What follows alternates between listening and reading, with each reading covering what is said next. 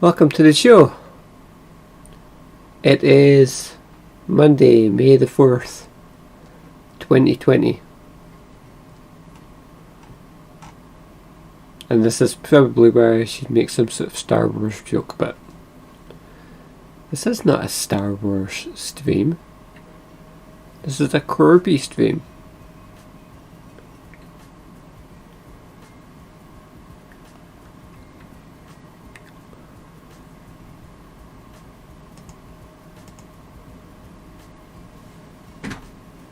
And if you haven't been reading Corinne Corbie, excuse me, Corinne Morgan Corbie. What did I say? Did I say Corinne Corbie? Corinne Morgan Corbie. I should know the name of my own comic. It's Monday.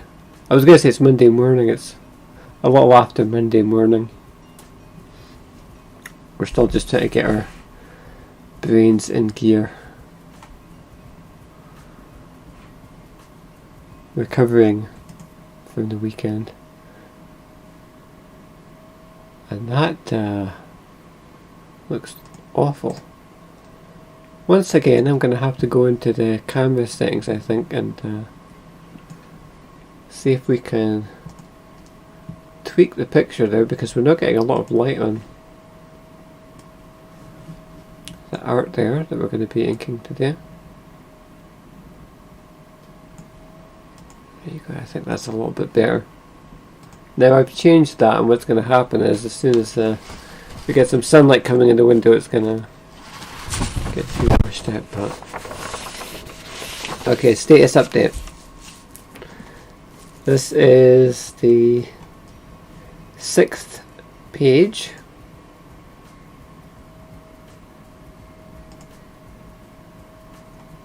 Which was done over the weekend.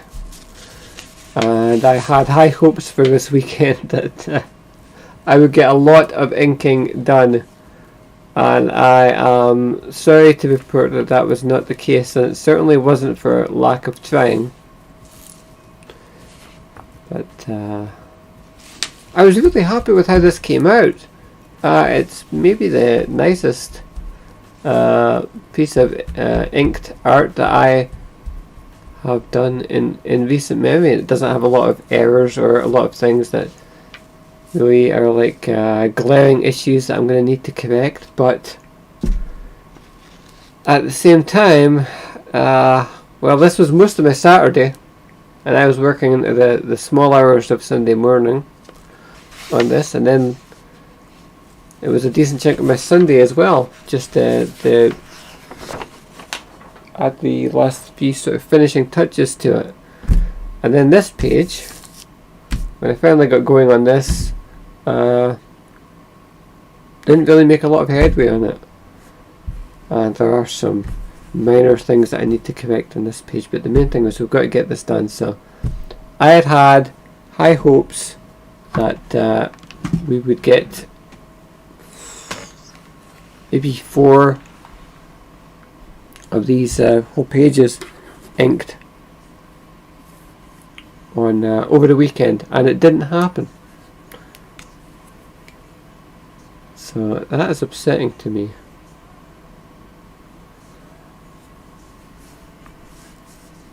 The one good thing I can say that came out of that is the fact that we should have plenty of content to go over on the stream this week, because I think we're going to spend the rest of this week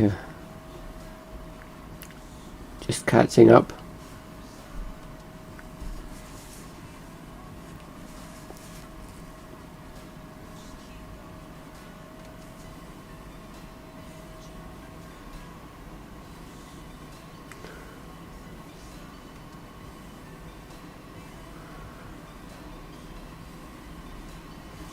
So yeah, expect that it's going to be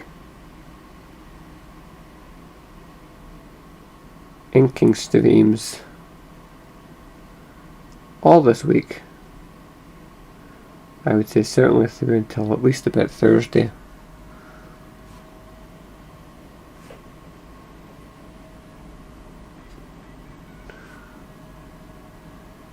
Because I figure if this is strip number 6.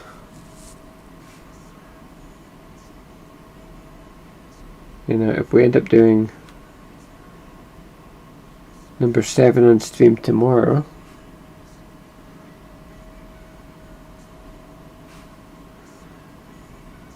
number 8 on Wednesday, number 9 on Thursday, so potentially number 10 on Friday, so it might be the whole week.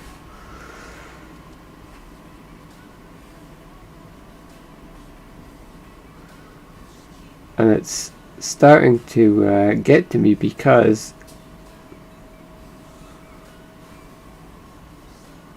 I want to get started making some new content.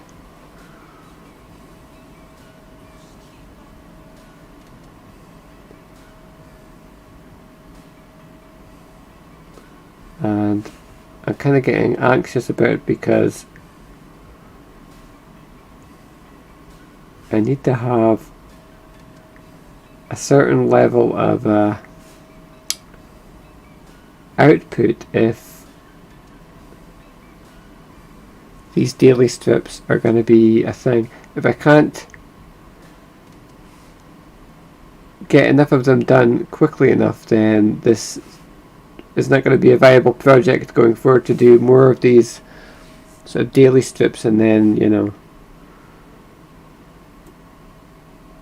that's sort of the direction that I was thinking that Corbie was probably going to be going in. And that still is the plan. But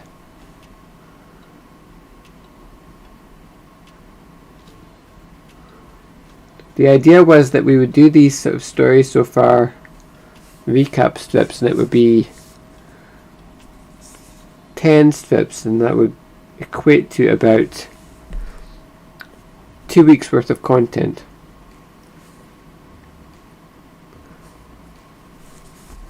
And it would kind of serve as sort of a pilot to determine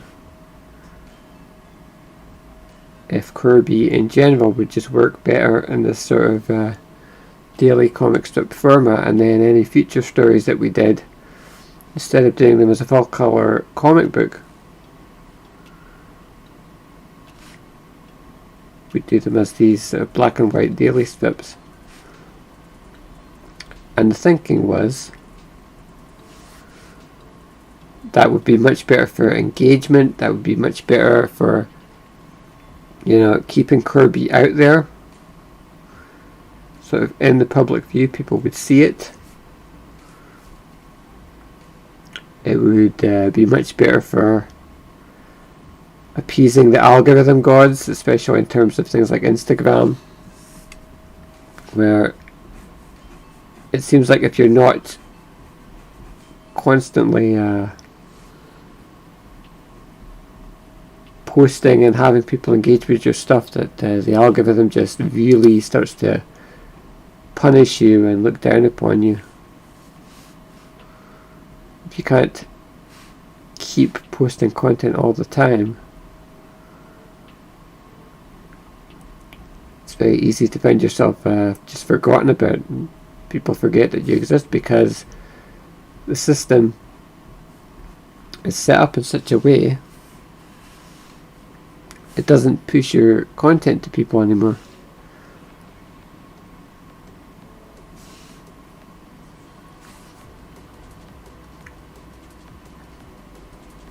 So you can see why having a daily comic strip format would be much better in terms of keeping people invested.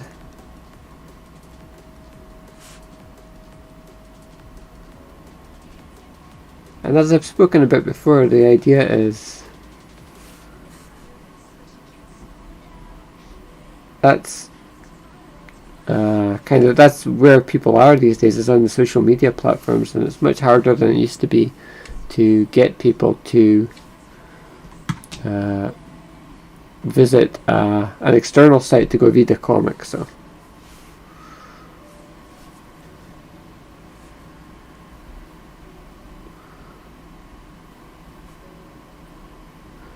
that's all good in theory. The problem has been that making just these first 10 strips has taken, we've been at this now for about a month.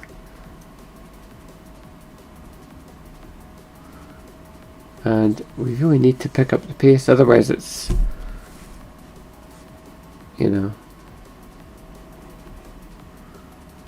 it's not going to be a viable thing to keep going back and doing more and more. Once these are up, we need to be able to keep the ball rolling. There needs to be more content, and we can't stop.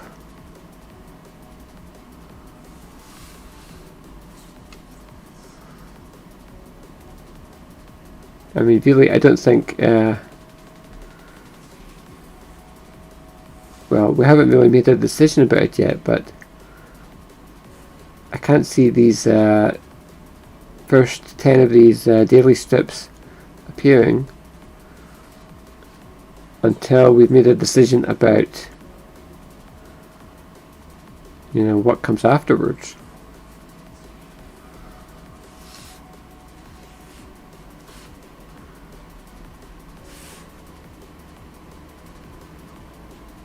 What format is the next story going to take?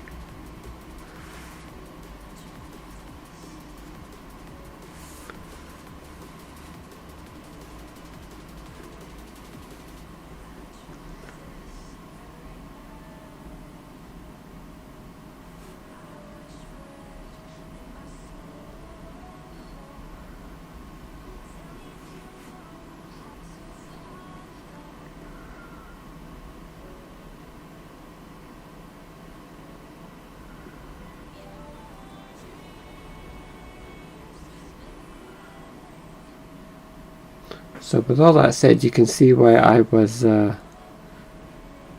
really hoping that I could make a lot of headway this past weekend and get a lot done, and it quickly became apparent that that wasn't going to be the case.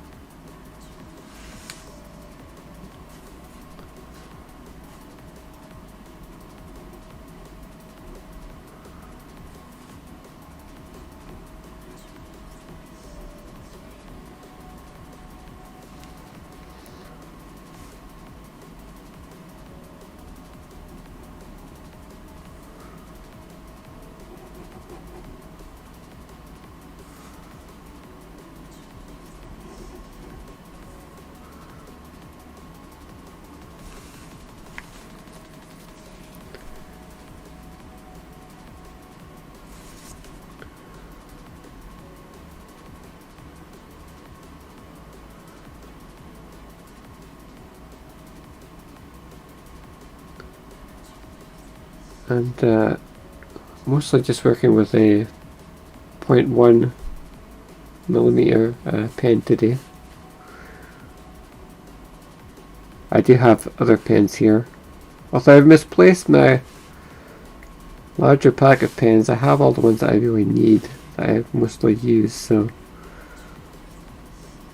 we should be alright.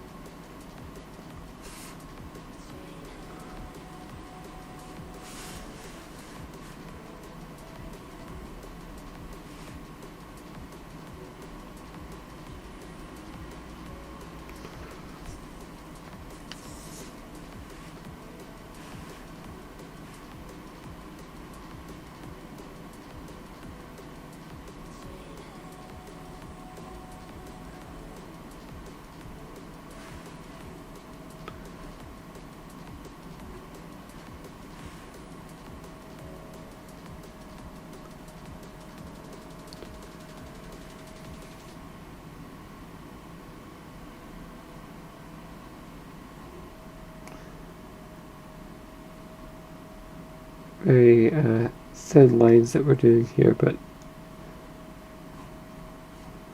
see, now I'm kind of messing that line up. That's terrible, jeez.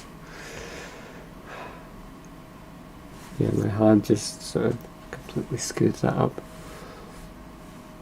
That wing line is... See, we can't salvage that now. If I could just keep trying to go over it and save it, it's not going to happen, so... that's too bad.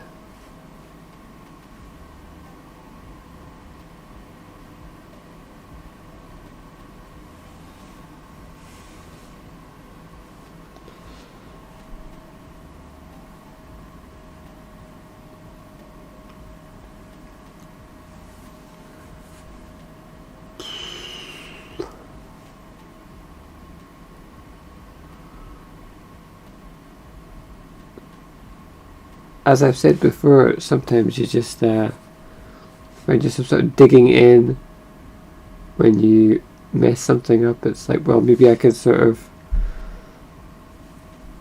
course correct as I'm going, and I don't know, sort of draw into it, if you know what I mean. And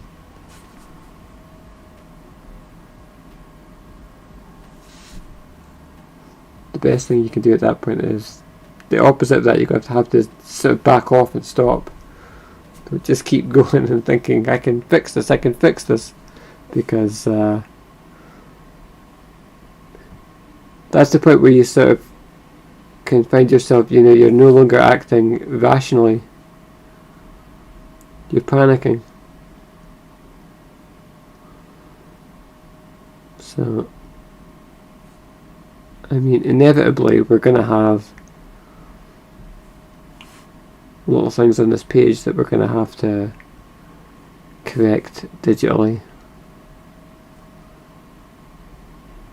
And that's all right, that's just part of the process.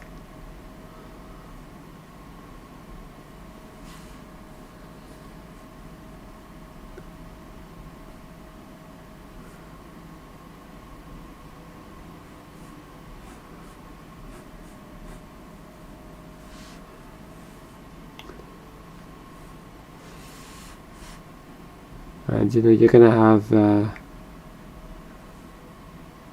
times when things go so badly that you're going to want to just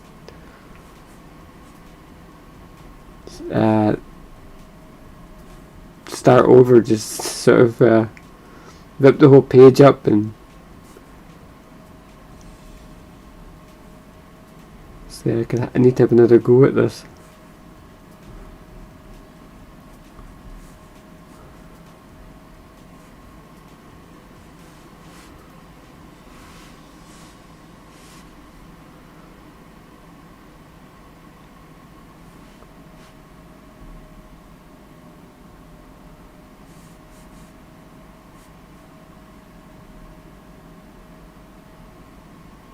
We kind of are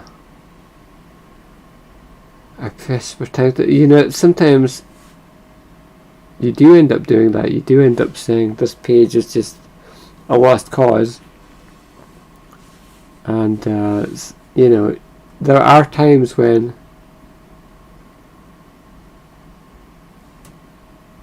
just starting over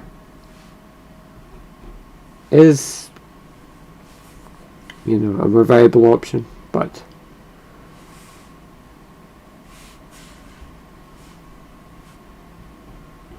as I said, we're so far behind with this series of daily strips that I don't want to keep restarting things every time I ink a line badly, and then it's let's just start over now. We can't do that. We've got to just keep pressing forward.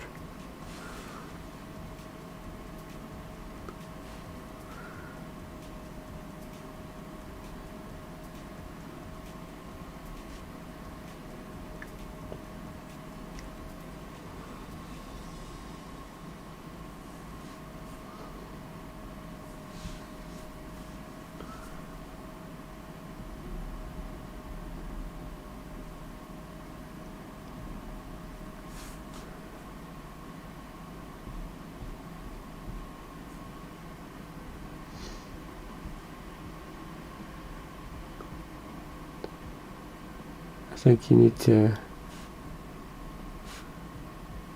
maintain a positive attitude when you're inking.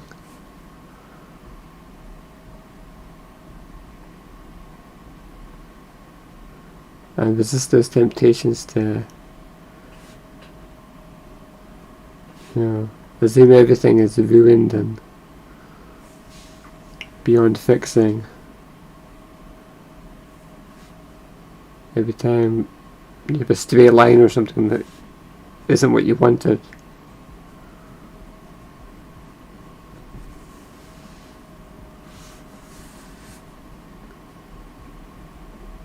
And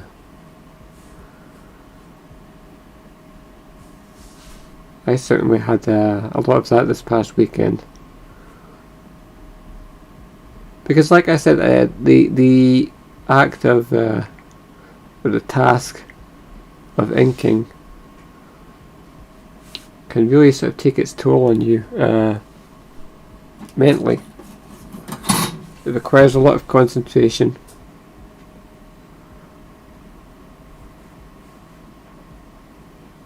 And you have to really think about what you're doing.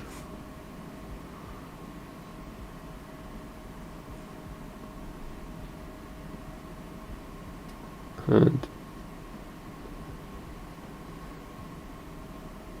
that can really sort of grate on you after you've been at it for hours and hours.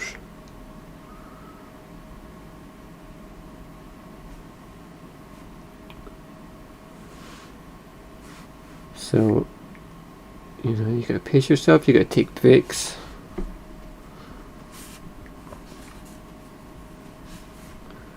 And you have to not give into negative thought. I mean, by the time I got to, the early hours of Sunday morning, and I was sitting there inking, not this page but the one before it, and I find that those are the times when you're tired and you've been at it for a long time. I notice that is when, for me at least, when my thoughts tend to get very negative, and I was starting to think, what's the point in this? Why am I working so hard on this and nobody is ever going to read this? If they do, they'll just look at it and they'll move on. Why am I working so hard on something where I'm never going to get paid for it? But I knew that about Corbie when I started it. It was never really a for-profit venture.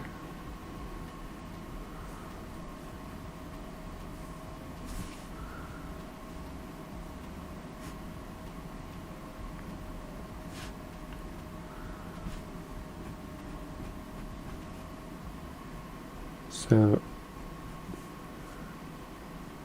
you can't allow yourself to succumb to those sorts of thoughts. You have to realize that a lot of that is just it's your fatigue speaking.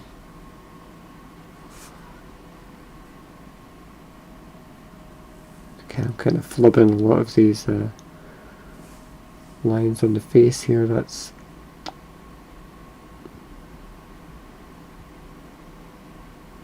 I'm gonna have to make corrections on that later.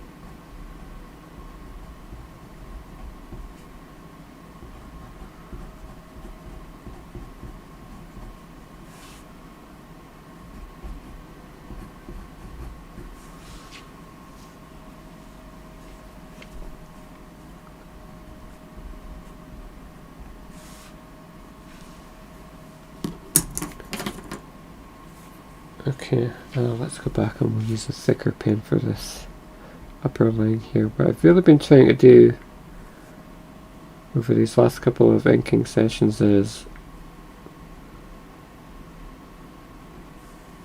the thinnest pen that I have, the 0.005, is the one that I usually use for faces.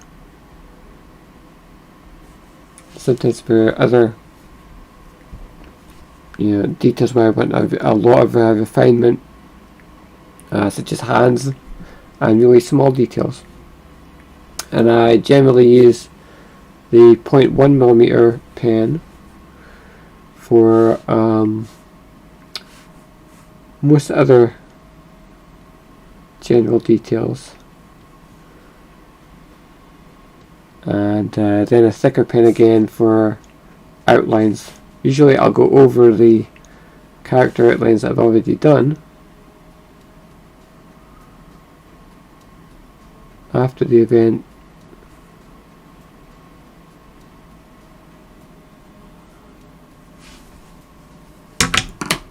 with a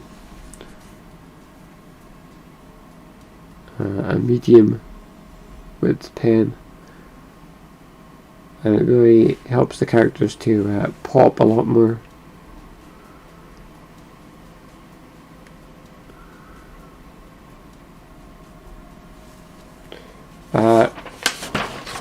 You can really see that on this particular page. If I can get that in shot.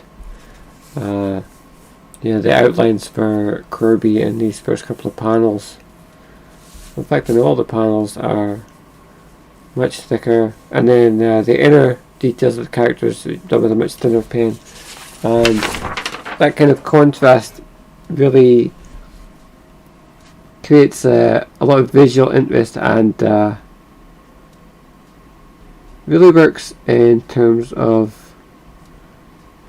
creating an effective image that looks good to the eye, if you see what I mean.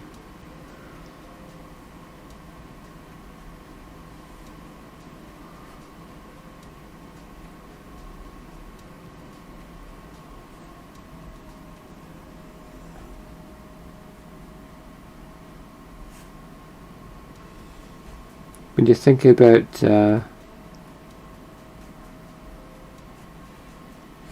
things that psychologically that we find very pleasing, images that have a great deal of contrast to them, effective sort of use of black and white, light and shadow, and on a psychological level, the brain finds those sort of changes. It's very stimulating. Maybe not something that we consciously think about, but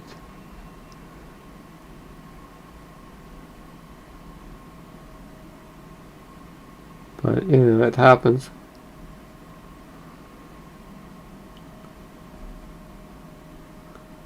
I'm really sort of ad-libbing the mouth here because the mouth was a bit off in terms of the shape and the placement of it, but usually ad-libs don't pay off. Usually when I try and improvise something and say, well, I won't follow the lines on this, I'll just freehand it, that usually turns out to be a disaster, but I think in that case it worked out all right.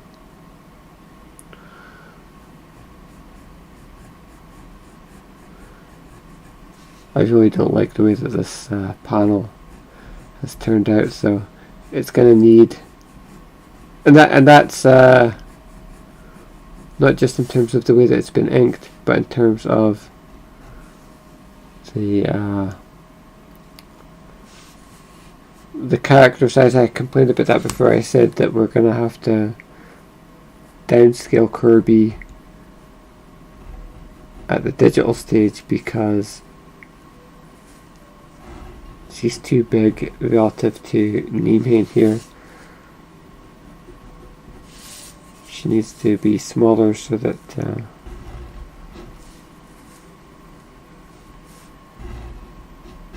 so that she's more on model in that respect.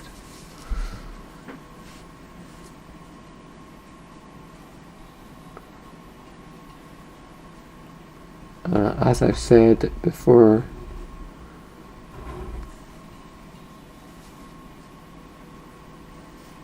because I do repeat myself a lot, one of the things that I've really worked to improve on these sort of daily strips versus the actual original comic book issues, the 4 that we've done, has been to make sure that Corinne or Corbie, whichever one she is at the time, whichever role she's taking on, that she is a little bit smaller than the adults that are in the room.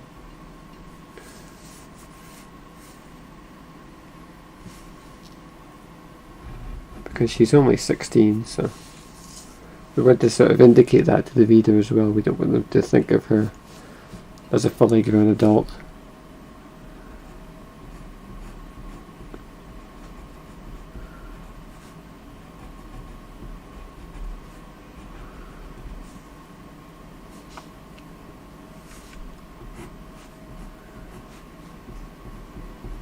And the lines we get from this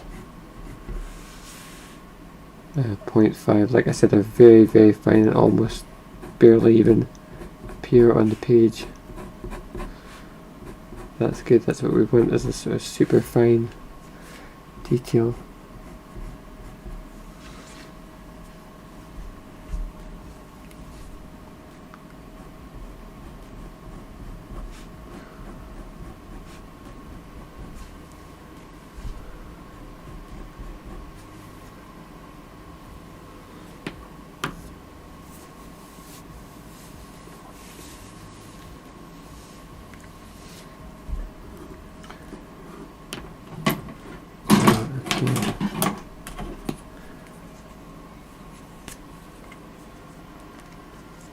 So now, like I said, we'll take a medium thickness pen.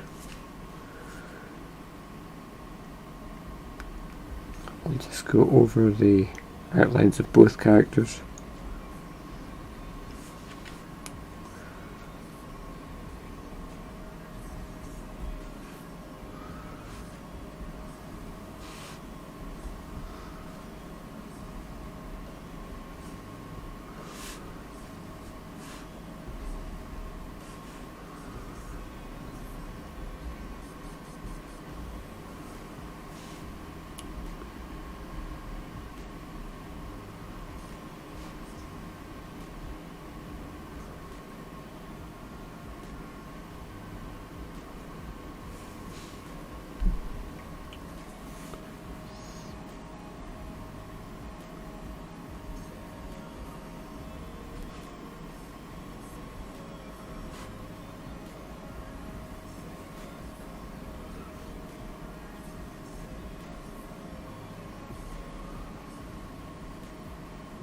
And once we get up into the border area there, I don't really care if I mess things up once we're up there, so.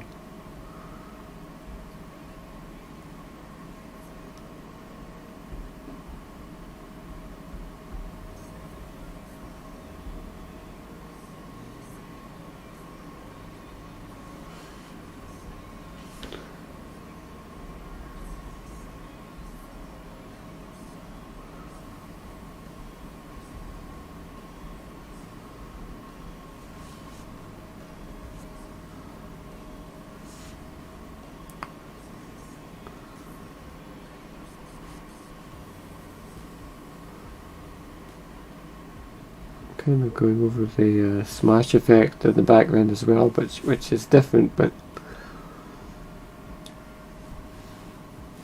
it kind of works.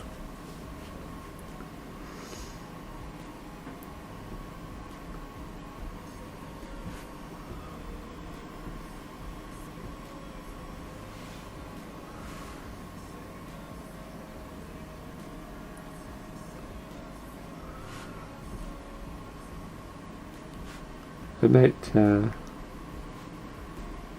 leave the hands though.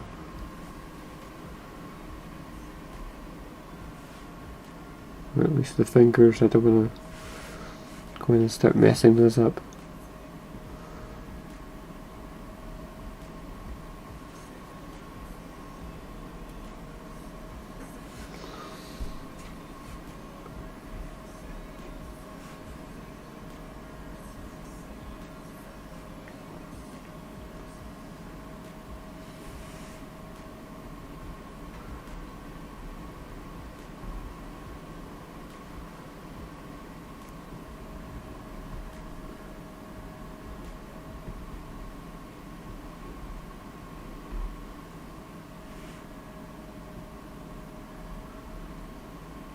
Okay.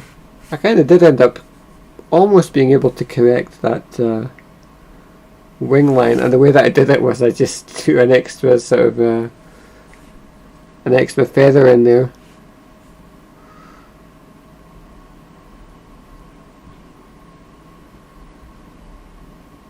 I couldn't always get away with that because, like I've said before, you know, the Corbie's wings are supposed to have a set number of points on them, and I try to keep them on model, but in this particular case where they're kind of folded up, I can sort of get away with it.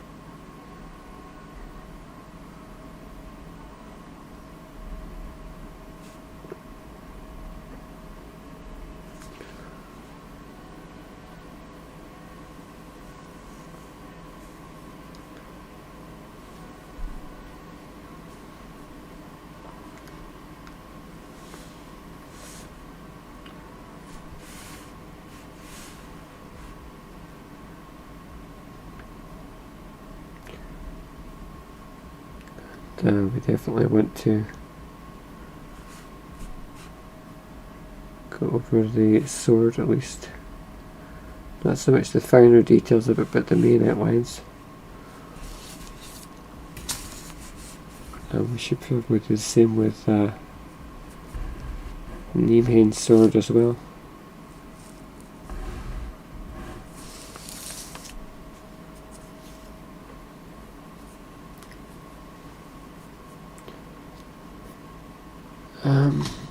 Okay, I think what we're going to do is we're going to go over the panel now and start to add some shading to it.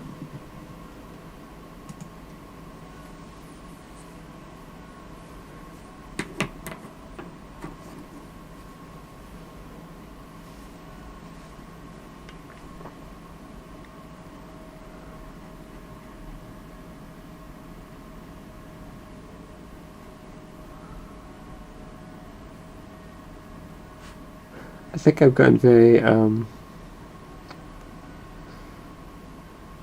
repetitive actually in terms of the way that I've done the shading on all of the last couple of pages of the comic that I've done so far. I'm always placing the shadow on the left hand side and the light on the right hand side, and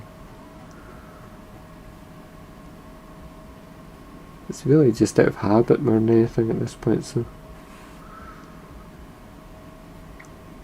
it's out of habit, and it's out of the fact that, like I said, we're falling so far behind schedule, and I almost don't want to reinvent the wheel if I have to just do everything. I have to ink the same characters over and over again. Well, you can imagine you kind of get into a routine with that.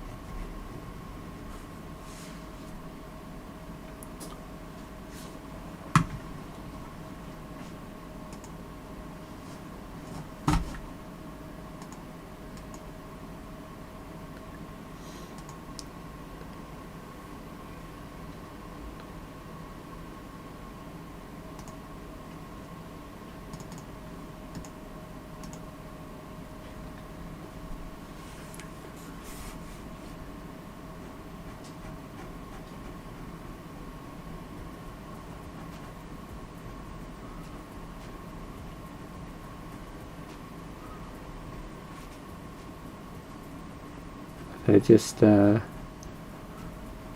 to add the shading in each of sort of the spikes on Corbie's helmet one at a time.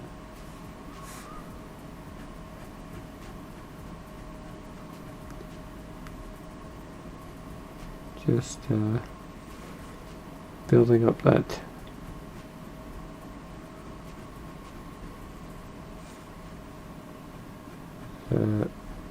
the shading each time.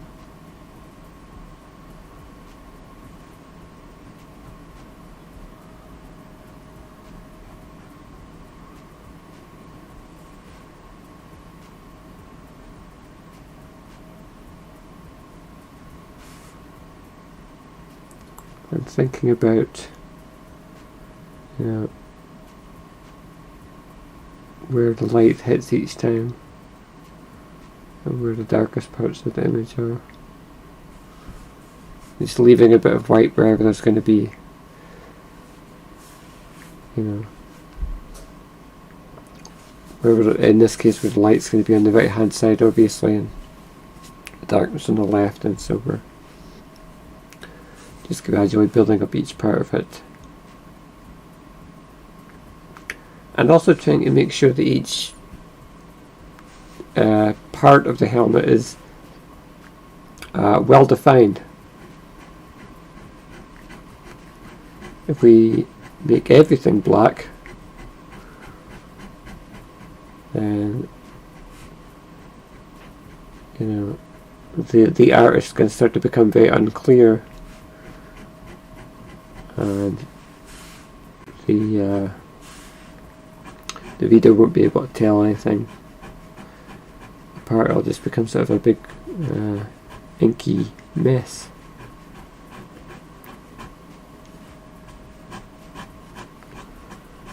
We also render things slightly differently depending on, you know, what colour the different parts of the armour are. So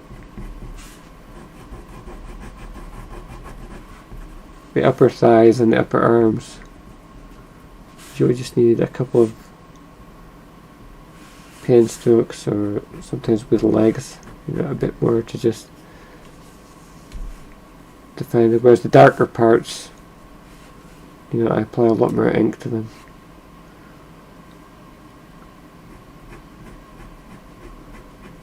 We change up the directions of the pen strokes.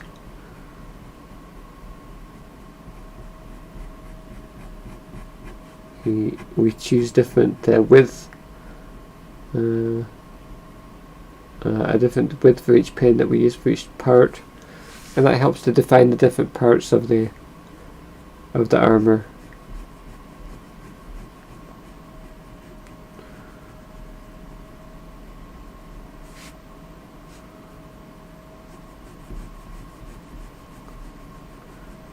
He's the sort of the tubing part on the midsection of the armour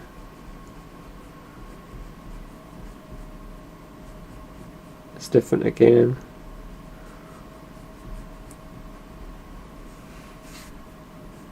We usually apply, you know, some strokes that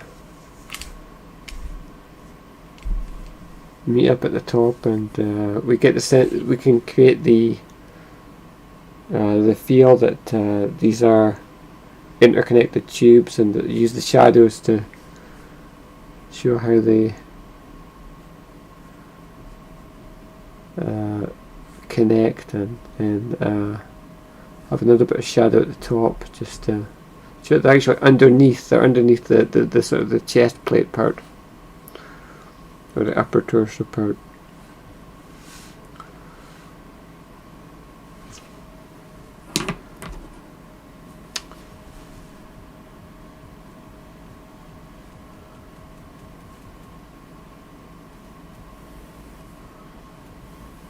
The hands, the fingers especially, are very tricky. Gotta be very careful, I've found, because you know, you add too much shading to the hands and all of the work that we've done in terms of rendering the hands and the fingers can go out the window.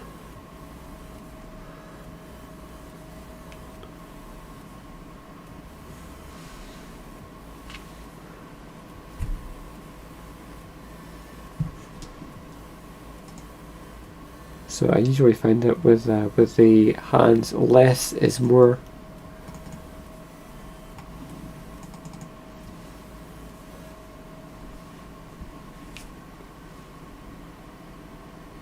In terms of inking, I mean, I'd rather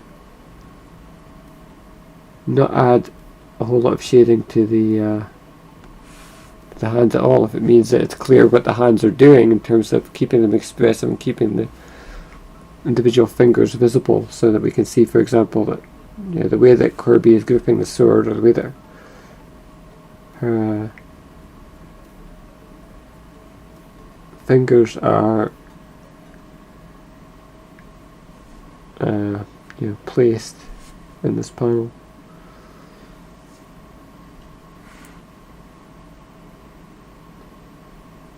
In fact, I actually like that a lot better before I shaded it. So.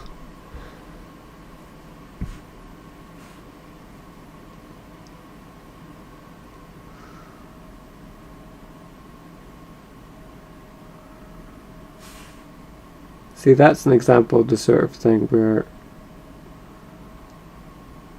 a person who is just looking at the panel might not realise it, but to me, I feel like I could have done a much better job in terms of this particular hand here.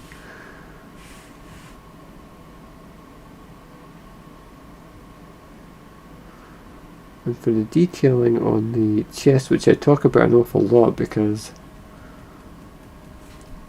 it's such a pain to get right. Usually what I'm doing is just draw the lines in, and then when I go to add the sort of black ink that's going to go over the rest of the armour, I just don't draw it in those parts. And we're really using sort of the absence of ink there to help define the those parts of the image.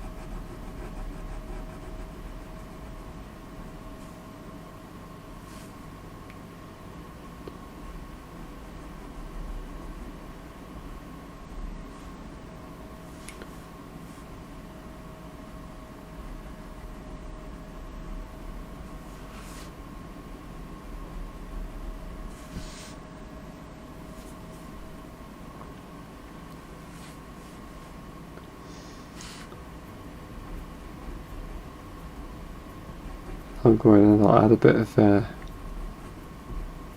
black, usually just to one side of the tubing part that is at the neck there. There are all these sorts of tubed areas at the joints on Corbie's armour to help with flexibility. It was something that I realised pretty early on in the development of the armour. I was trying to figure out, it was very important to me that I felt like the armour could sort of function in the real world, if that makes sense. That it would provide Corinne with a lot of flexibility in terms of when she's in it for doing the kind of things that superheroes do, obviously, for fight scenes and action scenes, that she can move around and plausibly has a lot of flexibility, even though obviously it's like a big heavy metal suit. I didn't want to feel like sort of an old-timey sort of knight, a knight's sort of suit of armour where it would feel very sort of rigid and clanky. And so a lot of thought went into that in terms of how does the suit move, how does it bend, and obviously it's sort of at the neck section there's a bit of flex there, and at the elbows, at the wrists, at the hips, and then one that didn't get added in until later was at the knees as well. I was trying to figure out how the knee sections work, and I had to sort of retroactively decide that under the uppermost sort of the knee component, there's actually there are flexor elements there as well.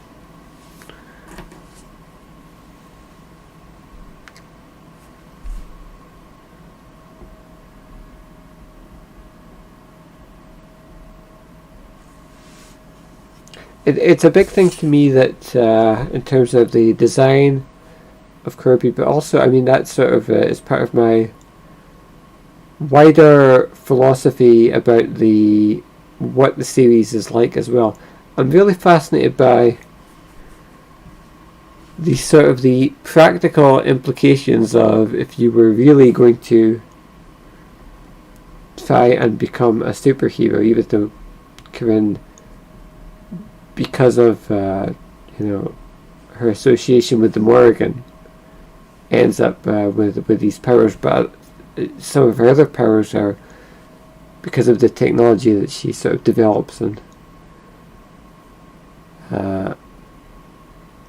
buys in herself. And so I think a lot of what's interesting to me about the series is exploring how being a superhero would work in the real world, so to speak. I mean, the sort of the practicalities of how you would do it, how that works today in, what we call a surveillance society.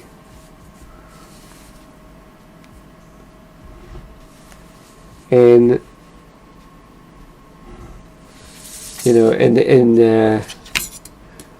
the 1930s or 1940s, when the superhero genre was really getting started,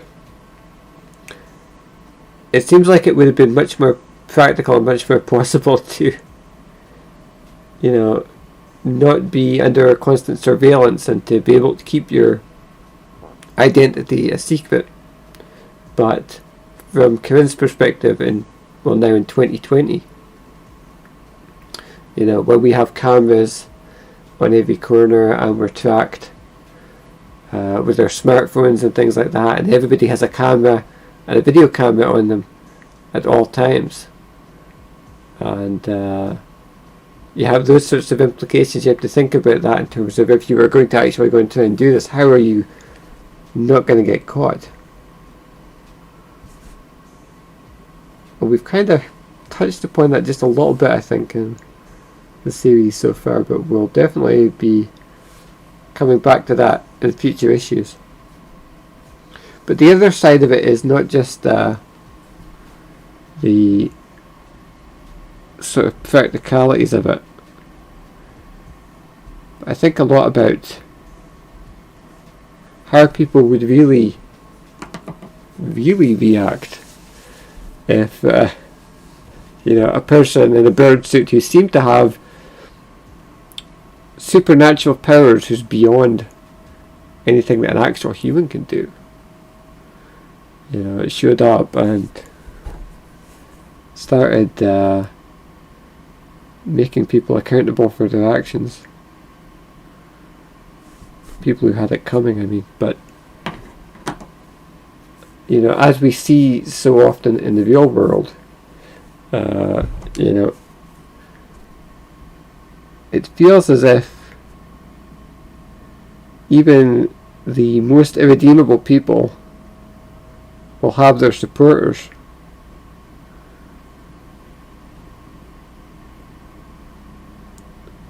Even if it's just the occasional nutcase online, but that's a very divisive way of saying it. But if you see what I mean, even the most terrible people, if you look long enough, you'll find people saying, "Oh, but are they really that bad?" or defending them. So any kind of public figure, it feels like, is going to be sort of divisive. And in the case of someone like Corbie, my guess is that you would have people who would say, it's great that Corbie's out there doing this, and you're going to have people who would question her motives and her loyalties.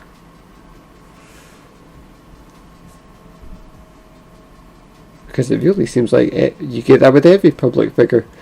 And I can only imagine that with a superhero, an actual superhero, that you're going to have that, but turned up to 11, basically. And those are issues that we haven't really explored yet in the comic, because we've only really seen Corinne as Corbie in her first sort of go around, and we haven't hit the point yet where there's widespread awareness that she's even doing this.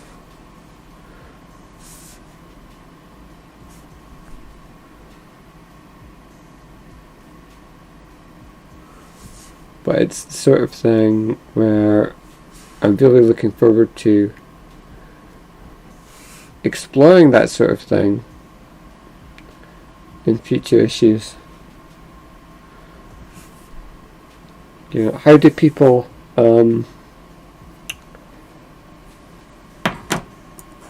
continue to go about their daily lives knowing that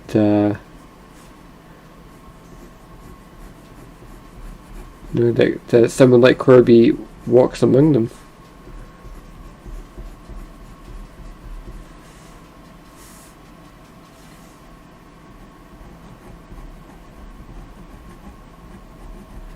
And to be fair, these are things that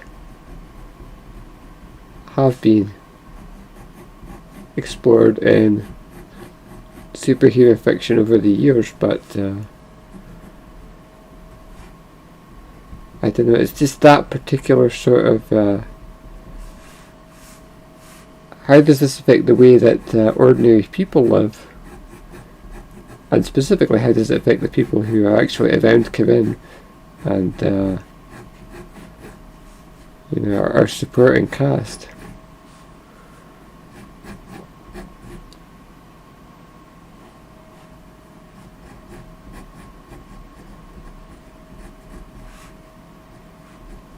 So I'm sure we're gonna touch upon that in future stories.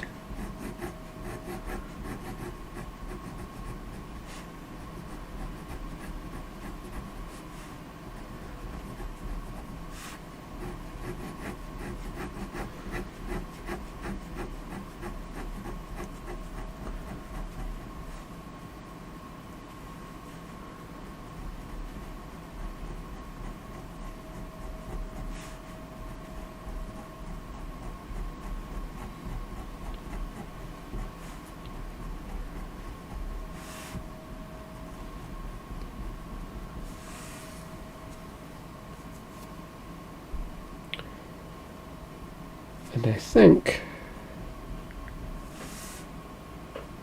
I might be about done here with this panel.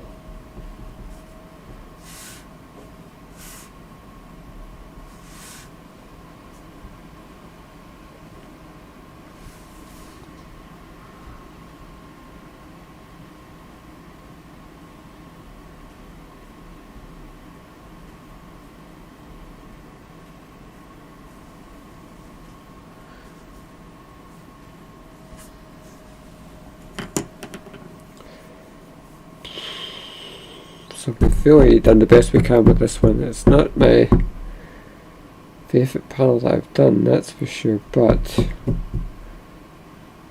it's mostly salvageable, and the most egregious part of it, which was that wing that I messed up early on, we funnily enough we did sort of manage to somewhat course correct that, so we can go on and we can start to work on the next panel.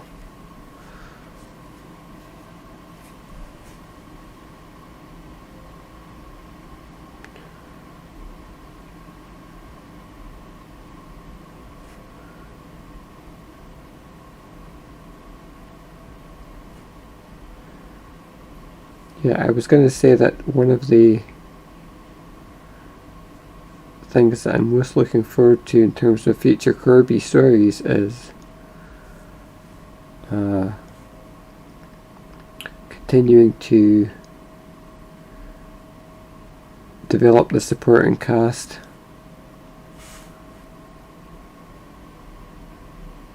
Which we've kind of started to do already, but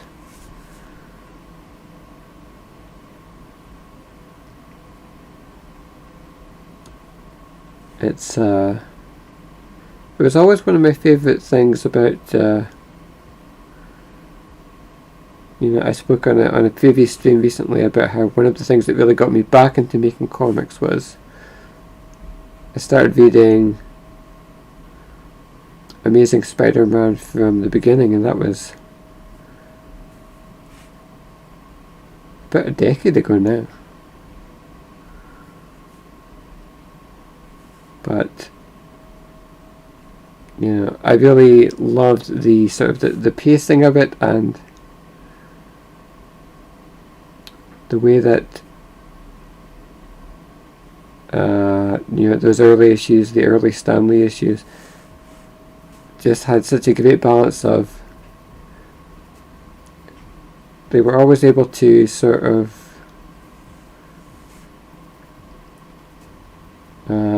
match up whatever you would have your Spider-Man story, and then usually you would always have like a Daily Bugle sort of B story going on. There would always be like a B or C story where that would focus on sort of the supporting characters of Peter's life, and sometimes those stories were more compelling than the A story, but because you had the combination of both, you had this sort of the superhero element and also the almost like the soap opera element, and the combination of the two just worked really well, and it made you want to keep reading. It was really compelling.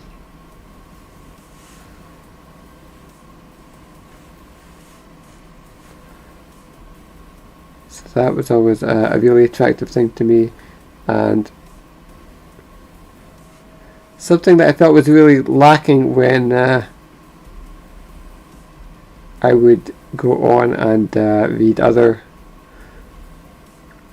Marvel titles after that. I spoke about, I read Amazing Spider-Man up to the point where they added Marvel Team Up, and then I said, well, I'll start to add that to my reading as well. So as I was going through Amazing Spider-Man sequence, I started,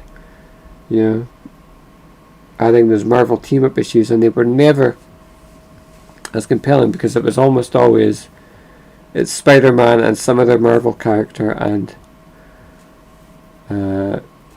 it's just Spider-Man meets you know, whoever it is, Captain America or Human Torch or whoever, or some other lesser known character, and they just happen to be in town, and then Spider-Man gets whisked away and gets caught up in whatever their conflict is until it gets resolved, and you know, it's just standard superhero stuff. And I always felt like it was far less entertaining to me because you didn't have that great sort of the Spider-Man supporting cast, and I really saw the difference in that, and it made me appreciate the strength of having a very strong supporting cast even more.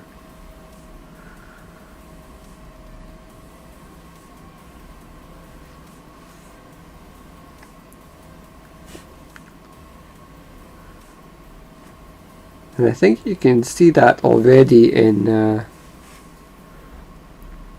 first couple of issues of Corbie, where I've tried to make sure that the main supporting cast, which is, you know, like Corinne's dad and her grandmother and Sadie and the IC and so on, they all have things to do. So far, all the things that they have to do are all sort of, they all tie back to Corinne and to Corbie.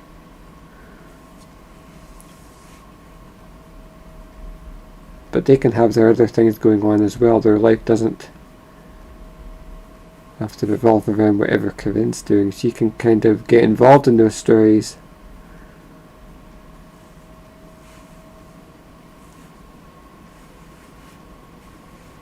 But, you know, they're their own people.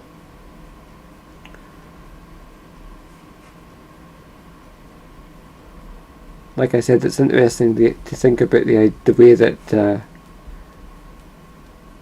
existence of a superhero character like Corbie and the super villains that show up and things affect their day-to-day lives. But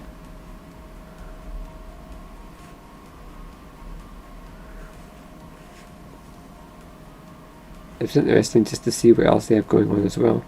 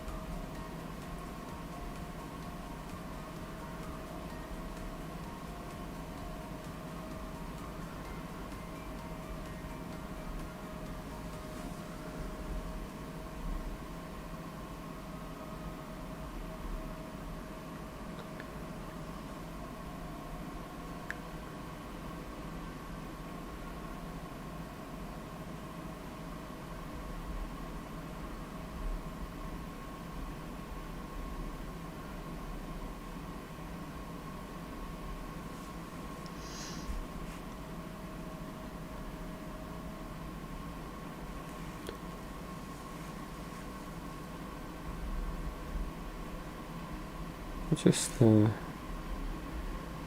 a little bit of detail here.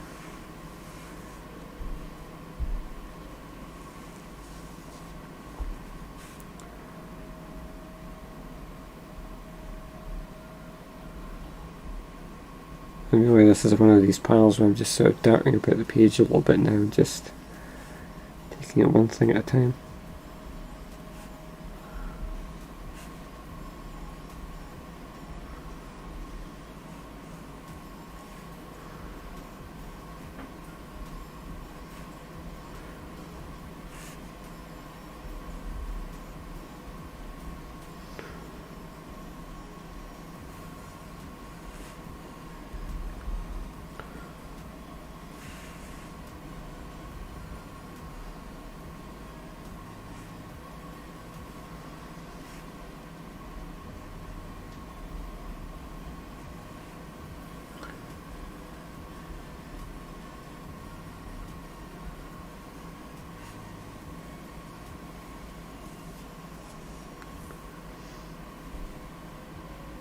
That actually doesn't even make sense.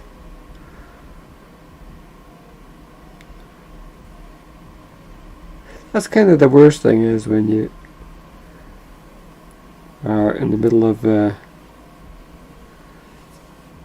inking something, and then you realise after you've done it, it's like, wait, that line shouldn't even be there, or there's something that overlaps, and it's like, well, I've done it now.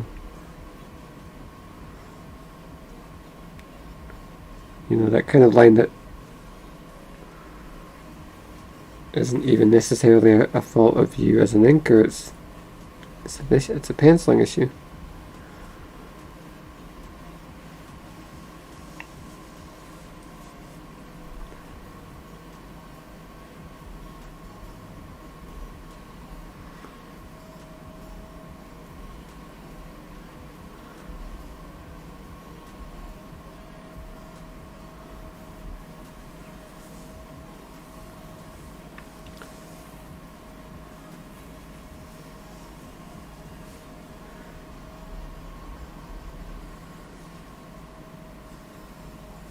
Kind of feel like I could have done a better job on Neiman's hand here that's holding the sword.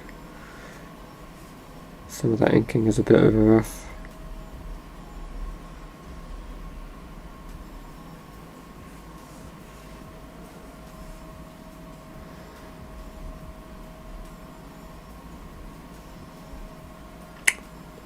And you know, I'm quite honest about my mistakes in terms of as an inker, and really as a penciler, and really in every aspect of what I'm doing here. If I make a mistake, I'm going to own up to it, and I'll tell you. I'll say, I shouldn't have done that, I could have done a better job, rather than just pretending, oh no, I meant to do that.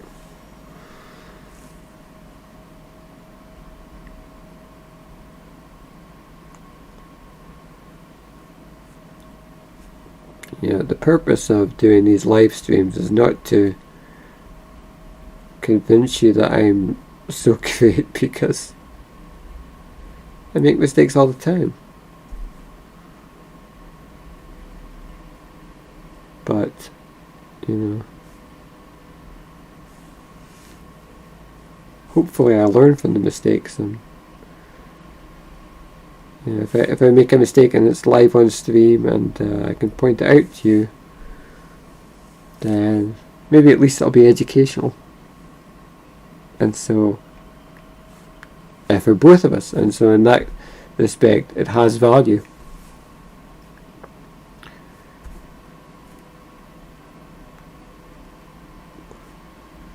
As much as I hate making mistakes,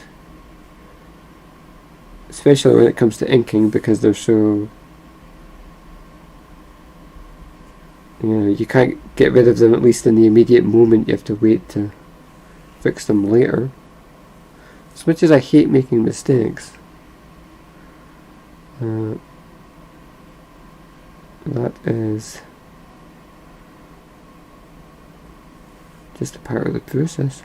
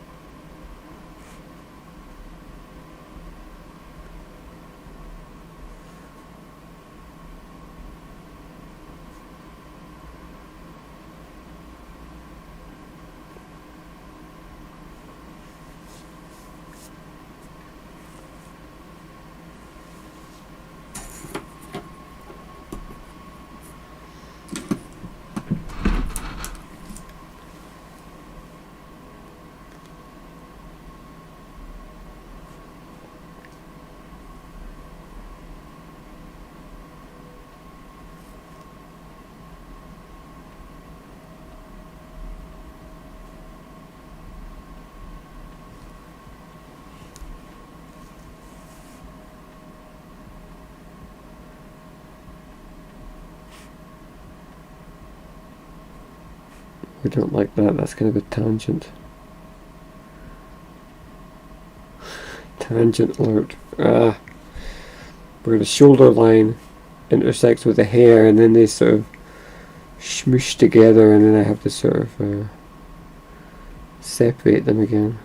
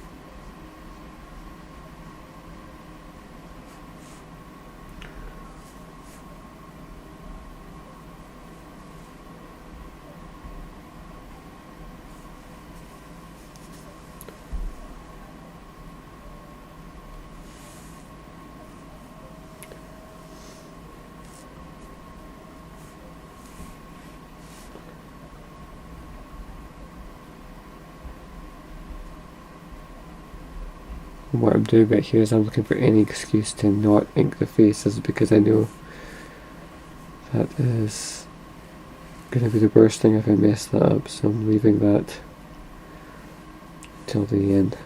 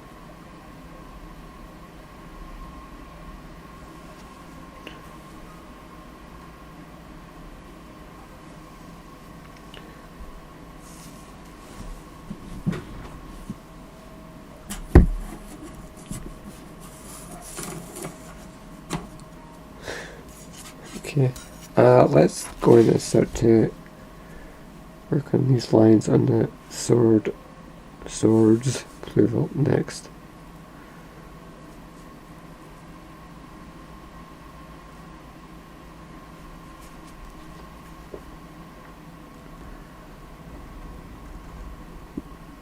hoping that we can do that and not create a big mess. Well, you could say that about anything at the inking stage. You're always hoping you're going to get some nice clean lines and not mess things up, but swords definitely at the penciling and at the inking stage require a little bit of finesse to get right.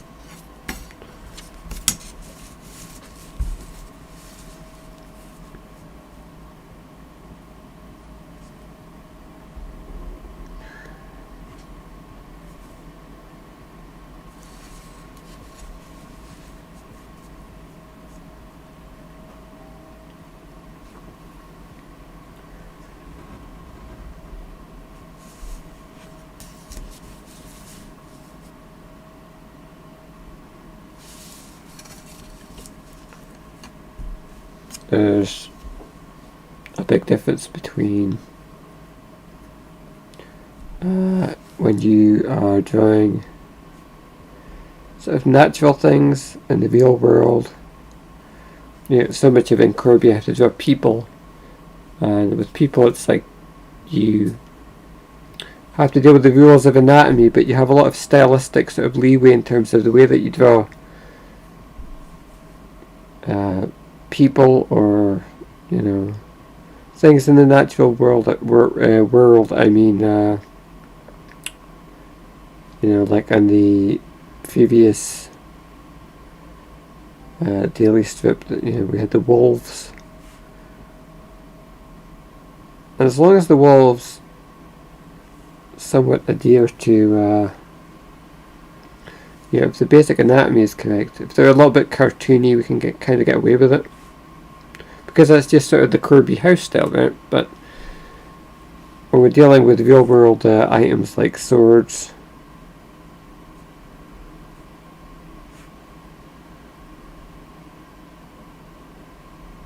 or cars is another example. We had that very early, one of the daily strips, which was Corbie lifting a car. And you might think a car is just like a box and wheels. A sword, it's just like, you know, you're holding a big stick. But in actual fact, I find that with these sorts of things, it's like right there, that line doesn't match up. So if you have if the scaling on the swords is off, if the sort of the lines don't feel like they match up right, just these very small sort of things. Even though the sword is really just comprised of a few simple lines, it doesn't take much to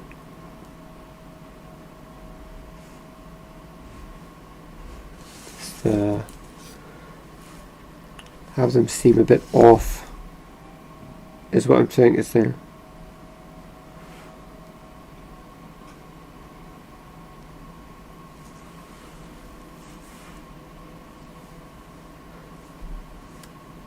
Yeah, I mean, that's a lot of words to basically say what I'm saying is that natural objects, you have a bit of flexibility with them, and they can adhere to your house style. And a lot of real world objects,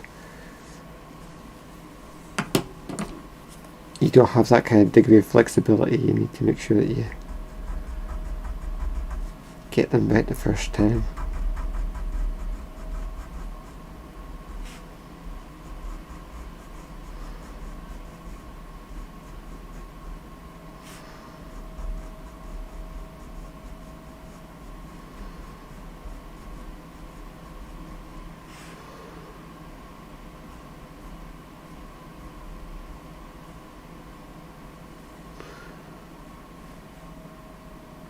Like this sword, for example, the shape of it is just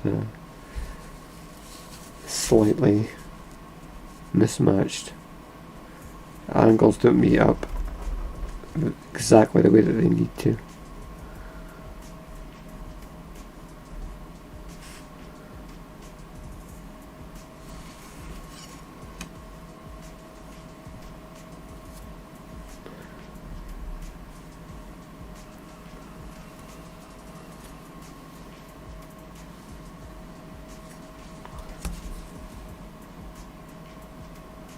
So I'm kind of overcompensating now by trying to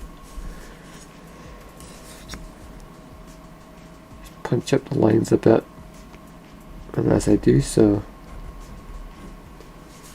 just trying to get everything to sit a little bit better.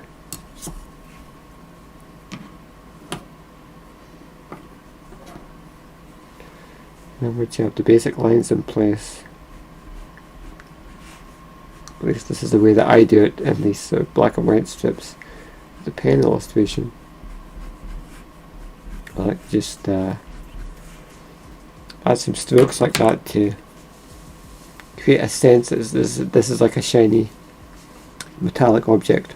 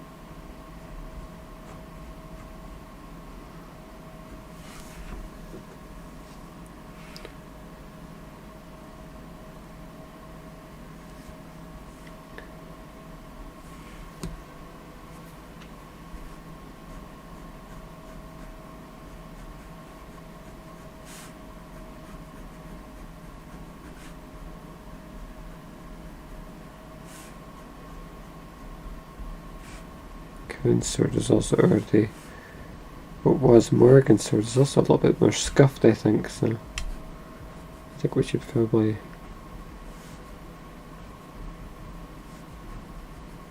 add some scuffage in each of these panels just to indicate that.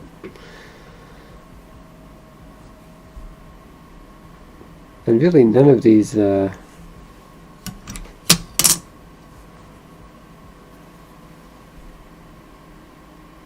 I was about to say none of these swords are perfect in terms of their shape, so they're definitely going to need to be corrected in post-production. But in the case of Corbie's sword here, the sword of the bird, as it was known, it's even worse because it's a bit more curved here and it's a bit more sort of angular here, so I'm sort of rounding it out a little bit now. I know I'm going to have to fix all this up later.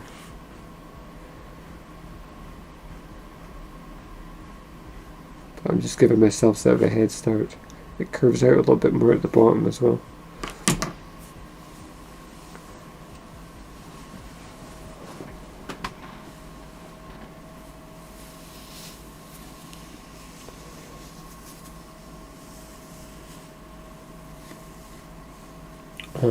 Okay.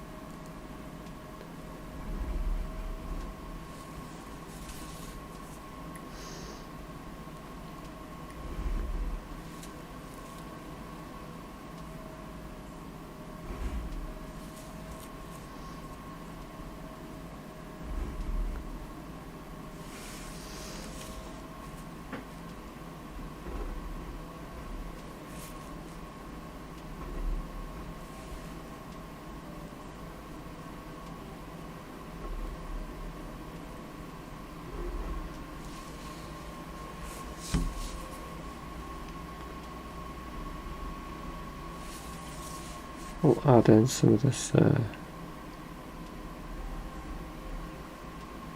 chest plate detail.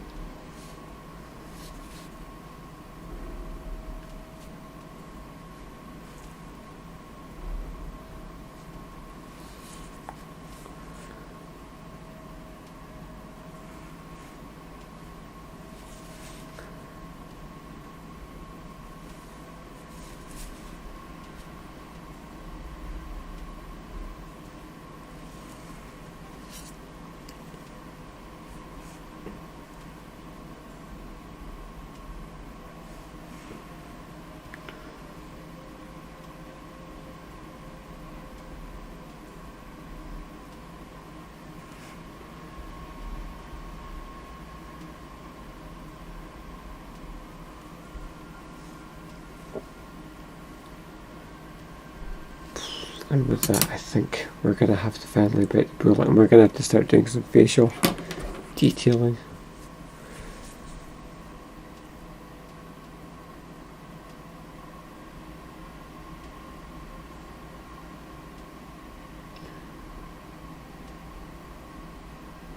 It's always the part I like the least.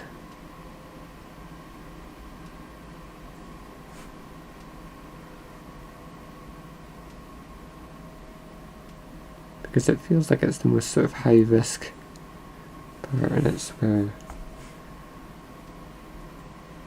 if you get something wrong, it feels like the consequences are greatest.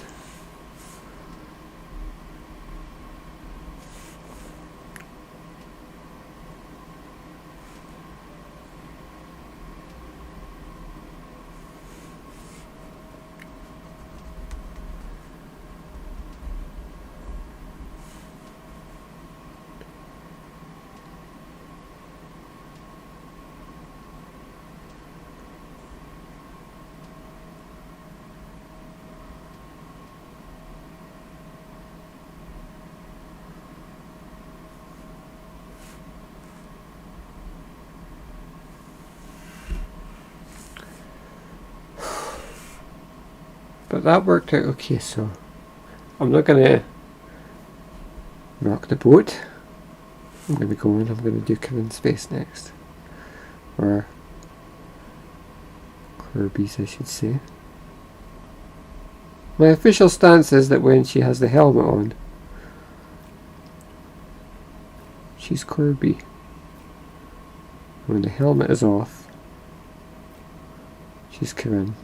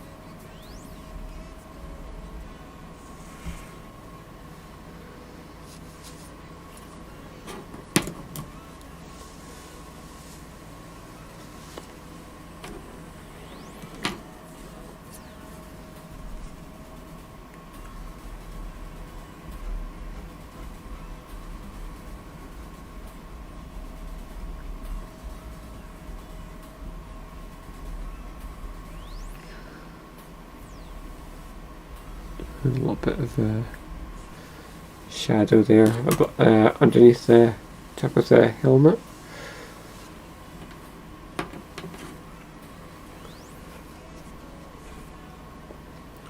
Then we'll take a slightly thicker pen and we'll start to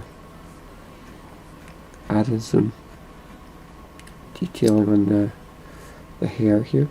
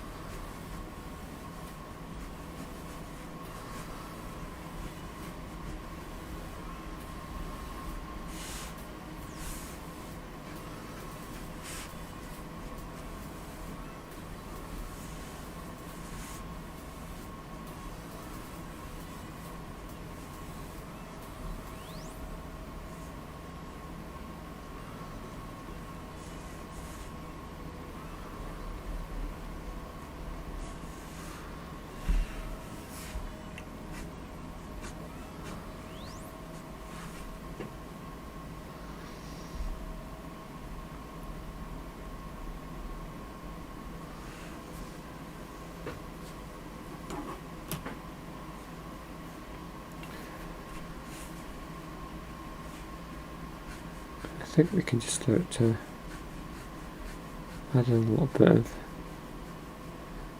shading underneath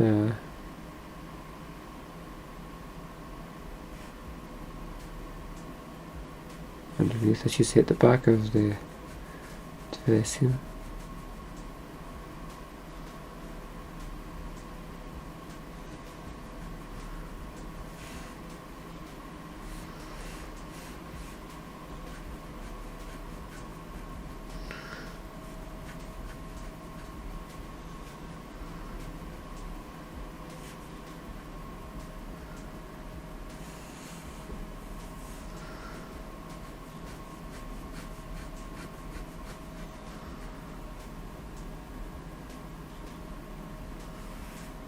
We just keep it light.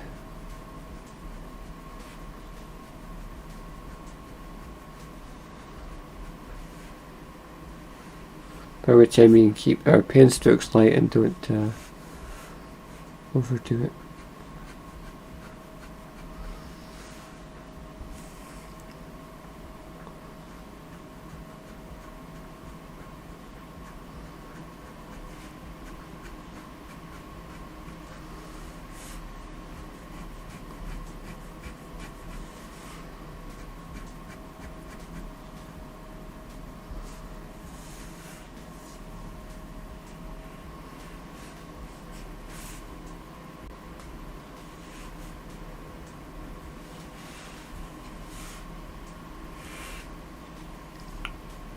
And I think I would just avoid putting any sort of pen strokes on the arms here, because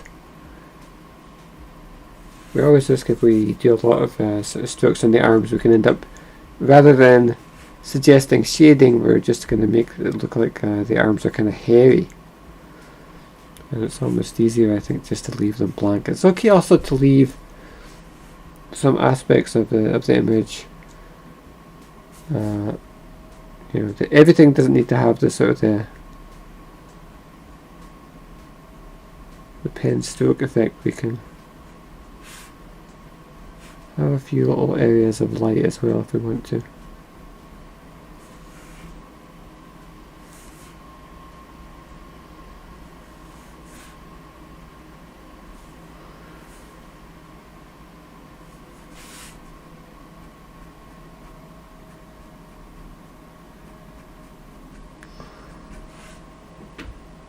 I definitely think I'm kind of guilty of with adding in the shading, and I overdo it a bit sometimes.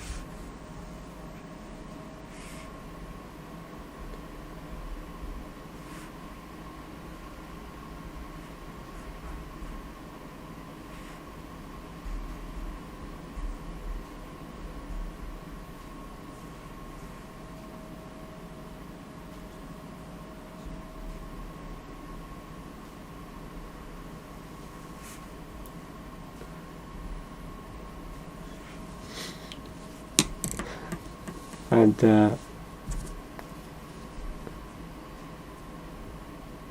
we shouldn't have done that, but I just realised that Corbie was missing her backpack, the power core part of the armour.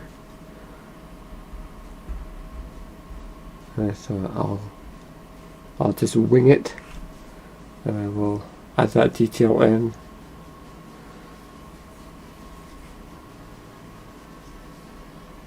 And I think I just about got away with it.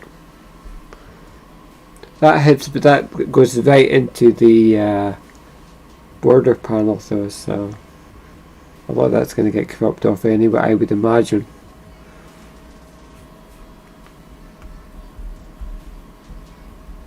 Which reminds me, we really should just go over both characters and just thicken out the outline now.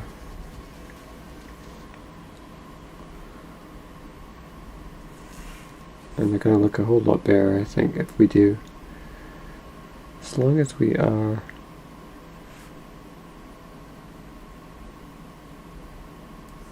strategic in terms of where we thicken up the lines and where we leave them as they were.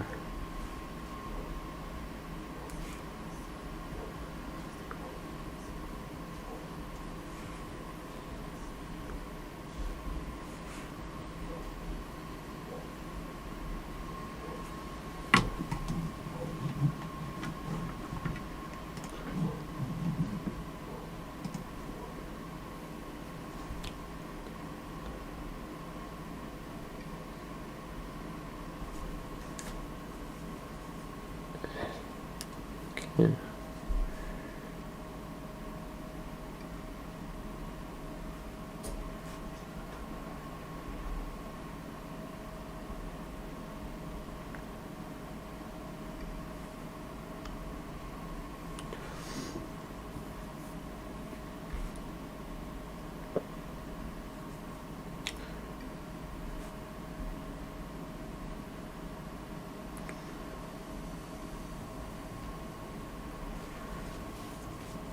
So I think you can see right away how just again thickening up that sort of outline of the characters. In fact, we could do a little bit more because we can go on the top of the hair here as well.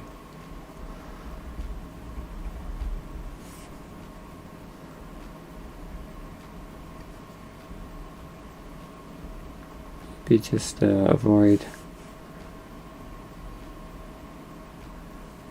the horns here, and the faces as well. We won't touch the faces because we want to try and preserve the kind of the subtlety of the faces.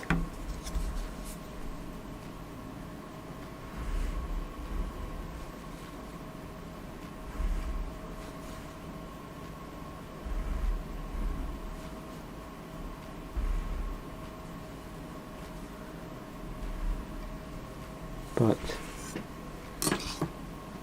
we can go in and thicken out the sort of general character outlines, and that really helps the art to start to pop a lot more, as we said earlier.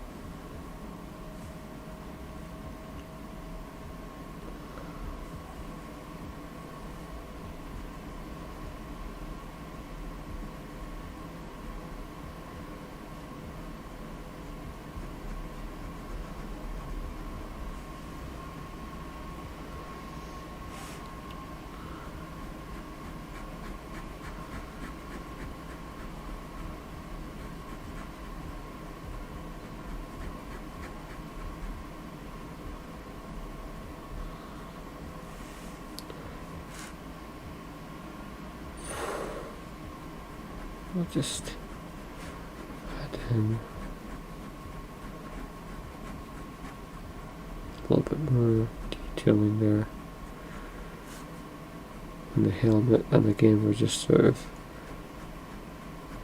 for whatever reason, the light source in this particular panel seems to be dead center with the shading, you know, on either side,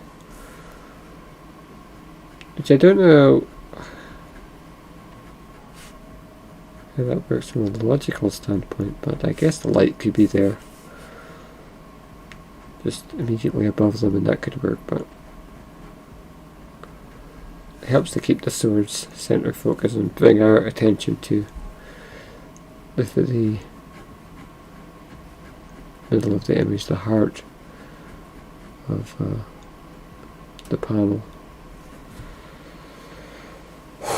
So we've still got a bit of work to do here. In fact, just a little bit of a mark on there. What's left to do? We've got a bit of the armor here, still to do some shading there, and then this final panel where I don't know how well you can see that on screen, but of Corbie holding the ancient sword of the bird, and it just the blade just sort of crumbling because it's not in the best condition after many centuries. But well, we all know how that turns out anyway, because we're just recapping events, and if you don't know what happens, you have two options. You can either tune in to the streams that are coming up and see how the story unfolded, or you can just go to readcmc.com and you can read all 4 issues and get caught up. But that is going to wrap things up for today, and I want to thank you for spending some of your Monday with me on this first art stream of the week, and I think it'll be the first of many inking streams. This might end up being inking week, and we might just do inking all the way through until Friday.